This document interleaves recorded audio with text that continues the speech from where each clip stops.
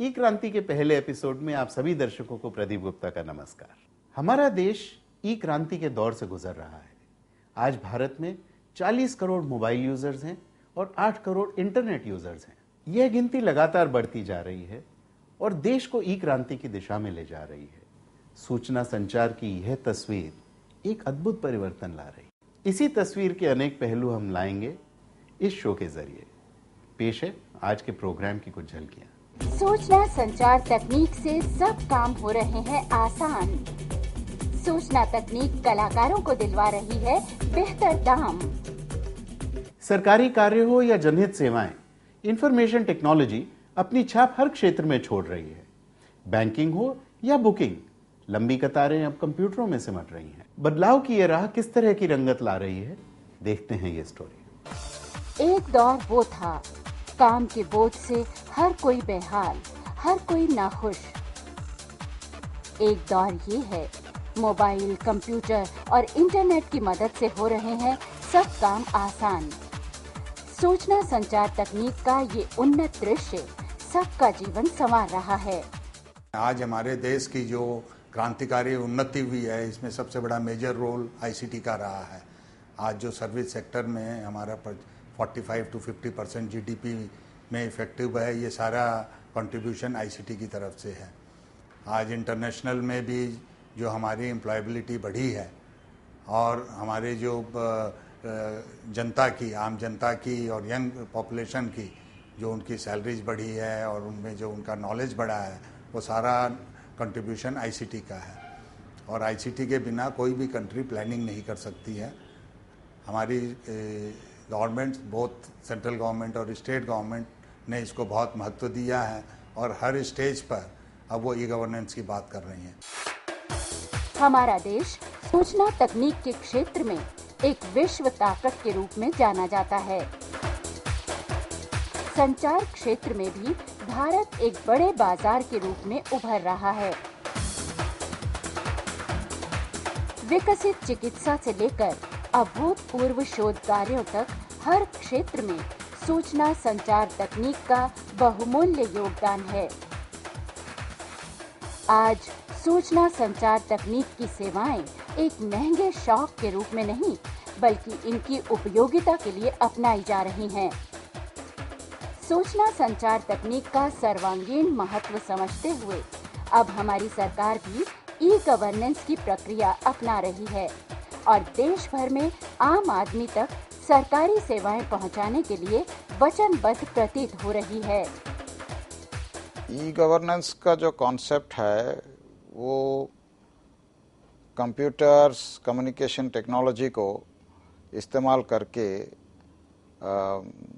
लोगों के पास, जो आम जनता है, उनके पास सरकार के तरफ से जो उन्नयन कार्य होता है उसका लाभ पूरी तरह पहुंचाने का और उसको सही ढंग से करने का और सबसे अच्छे कारगर जैसे कहते हैं, मोस्ट एफिशिएंट तरीके से लोगों के पास पहुंचाना है। बतौर सिटीजन ई गवर्नेंस मेरे लिए बहुत ज़रूरी है, क्योंकि किसी भी तरह की इन्फॉर्मेशन अगर मुझे चाहिए तो वो मुझे एक वेबसाइट पर लॉग ऑन करने से मिल जाती है। मुझे ट्रैवल नहीं करना पड़ता उस लोकेशन तक अपनी इन्फॉर्मेशन के लिए, और सिर्फ एक जगह पे बैठे बैठे टाइम सेविंग, मनी सेविंग और बहुत सारी एडेड एडवांटेजेस होती हैं ई गवर्नेंस के थ्रू। इसके अलावा मैं एक छोटा सा एग्जांपल देना चाहूँगी कि कल को हमें एक टिकट बुक करनी हो अपनी, तो मैं सिंपली एक वेबसाइट पे लॉग ऑन करके अपनी टिकट बुक कर सकती हूँ, बजाय इसके कि मैं उतनी दूर ट्रैवल करूँ और उसके बाद अपनी टिकट कंफर्म करूँ। ई गवर्नेंस की दिशा में देशव्यापी पहुंच हासिल करने के लिए सरकार ने राष्ट्रीय ई गवर्नेंस योजना का गठन किया है, जिसमें 27 मिशन मोड प्रोजेक्ट के तहत केंद्रीय, प्रांतीय और संगठित स्तर पर विभिन्न जनोपयोगी सेवाएं उपलब्ध कराई जाएंगी। नेशनल ई गवर्नेंस प्लान के तहत सरकार ने करीब 6,500 करोड़ रुपए इस साल खर्च करने का फैसला किया है। इसमें मिशन मोड प्रोजेक्ट्स कुछ सरकार ने फैसले किया था, जिसमें 4-5 जो हैं वो काफ़ी ज़रूरी हैं। जैसे सबसे इम्पॉर्टेंट था लैंड रिकॉर्ड्स, यानी कि जो ज़मीन के जो सारे दस्तावेज़ होते हैं, गांव की ज़मीन, शहर की ज़मीन, उनका computerisation.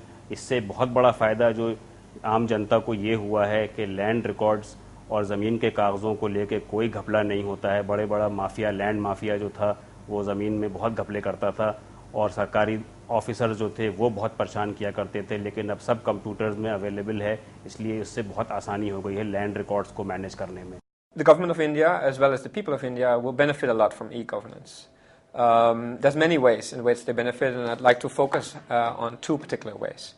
One is that e-governance will help extend the government services to the smallest community.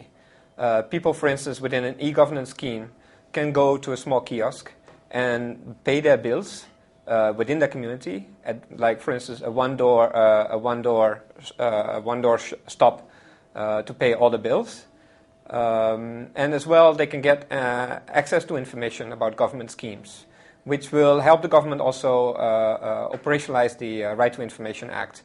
So somebody from a community can go to this same door or the same kiosk and get information about government schemes, possibly enroll in government schemes. That's, I think, one key element of this of e-governance.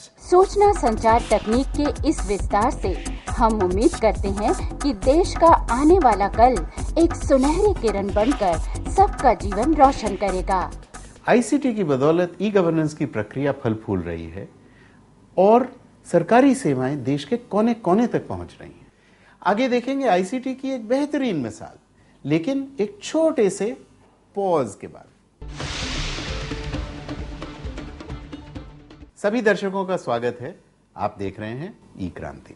Internet, जी हां internet, जिसके माध्यम से दूर दराज इलाके के कलाकार विदेशों में अपनी कला की सही कीमत पा रहे हैं।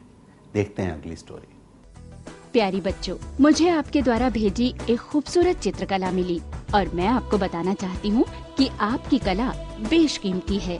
आपकी चित्रकारी के रंग और डिजाइन बहुत ही सजीव हैं। इसने हमारे परिवार को भाव विभोर कर दिया है। हम इसे फ्रेम में जड़वाकर अपने घर में सजाने की योजना बना रहे हैं और सालों तक इसे सहेज कर रखेंगे। धन्यवाद, मिशेल मैजलेन। ये वो ईमेल है जो बच्चों देवी को एक विदेशी ग्राहक से मिला। बच्चों देवी ने तो विदेशों में अपनी मधुबनी चित्रकारी में पहचान बना ली, लेकिन कितने ही योग्य कलाकार और कारीगर ऐसे हैं जो स्थानीय बाजार में बेहद कम दामों में अपनी हस्तकला और शिल्प बेच रहे हैं। इन्हें तलाश है नए बाजार और बेहतर आमदनी की। मेरा नाम मानुषी है, मैं इलाहाबाद की रहने वाली हूँ।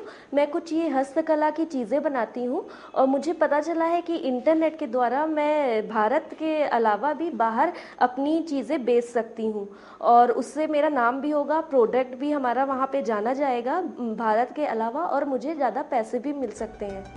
भारतीय शिल्प के चाहने वालों को जरूरत है ऐसे माध्यम की जिसके जरिए वो इन दिलकश कलाकृतियों को कभी भी कहीं भी खरीद सकें, और ये संभव हो रहा है इंटरनेट के माध्यम से।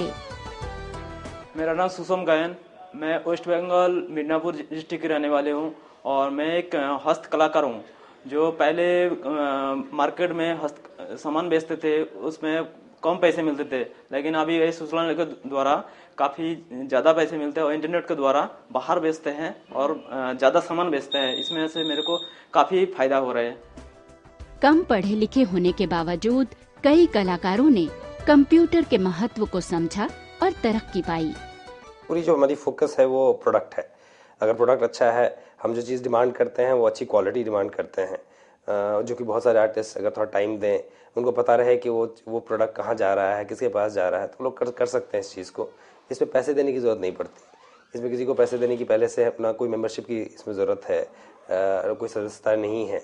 वो कोई भी अच्छा प्रोडक्ट है वो ला करके हमें दिखा सकते हैं। अगर वो प्रोडक्ट हमें पसंद आया या फिर मार्केट को पसंद आया तो प्रोडक्ट हमारे साइट पर आएगा।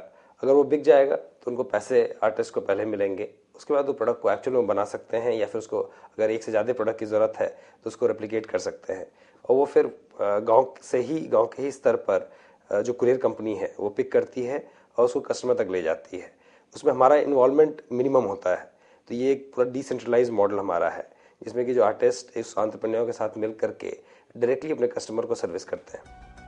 दृष्टिहाट.com, जिसे ग्रामीण मॉल के नाम से भी जाना जाता है, ये ग्रामीण कलाकारों व शिल्पियों को बेहतर मुनाफा दिलवाकर उनका जीवन संवार रहा है और साथ ही भारत की अद्भुत हस्तकला से विश्व को परिचित करा रहा है।